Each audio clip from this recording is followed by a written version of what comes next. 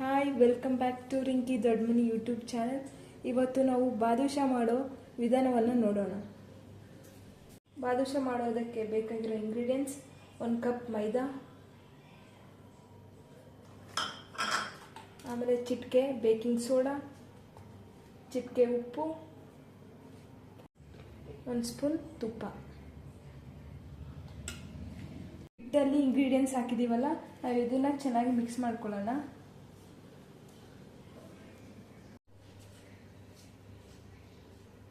ನೀರು ಹಾಕ್ಕೊಂಡು ಆಮೇಲೆ ಚೆನ್ನಾಗಿ ಮಿಕ್ಸ್ ಮಾಡಬೇಕು. ಸ್ವಲ್ಪ ಇದು ಕಲಸಿರೋ ಹಿಟ್ಟು ಸ್ವಲ್ಪ ಗಟ್ಟಿಯಾಗಿಯೇ ಇರಬೇಕು.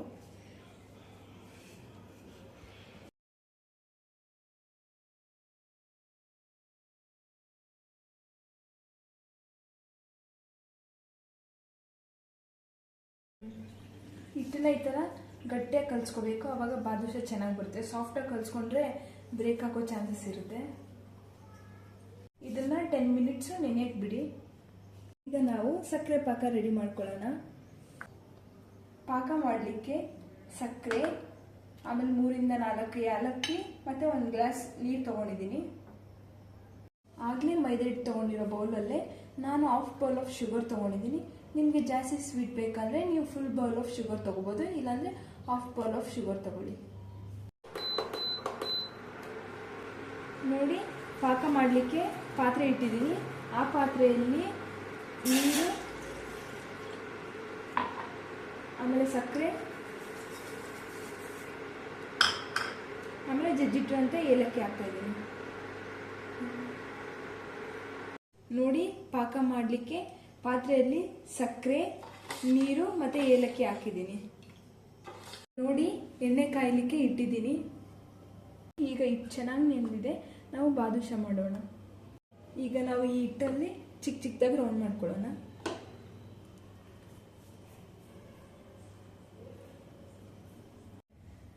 ನೋಡಿ, ಎಷ್ಟು ಚೆನ್ನಾಗಿ ಬಂದಿದೆ.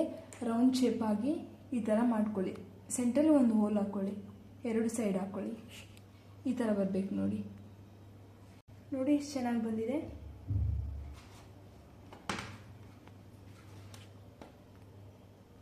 ಈಗ ಎಣ್ಣೆ ಕಾಯ್ದಿದೆ, ನಾವು ಒಂದೊಂದೇ ಹಾಕಿ ಫ್ರೈ ಮಾಡೋಣ.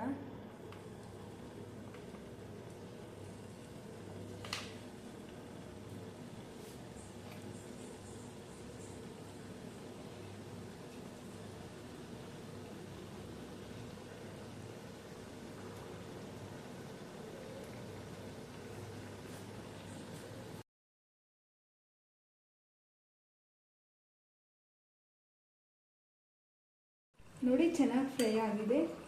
ನೋಡಿ, ಈ ಥರ ಬ್ರೌನ್ ಕಲರ್ ಆಗಿ ಫ್ರೈ ಆಗಿರಬೇಕು. ಪಾಕ ತಿಕ್ಕಾಗಿ ಬರಬೇಕು. ನಾವು ಮಾಡಿ ಇಟ್ಕೊಂಡಿರೋ ಬಾದುಷಾನ ನಾವು ಪಾಕದಲ್ಲಿ ಹಾಕಿದ್ದೀವಿ.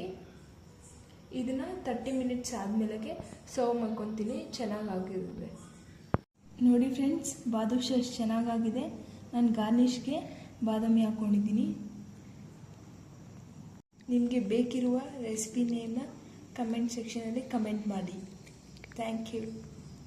ಇನ್ನಿತರ ರೆಸಿಪೀಸ್ಗಾಗಿ ರಿಂಕಿ ದೊಡ್ಡಮನಿ ಯೂಟ್ಯೂಬ್ ಚಾನಲ್ನ ಸಬ್ಸ್ಕ್ರೈಬ್ ಮಾಡಿ.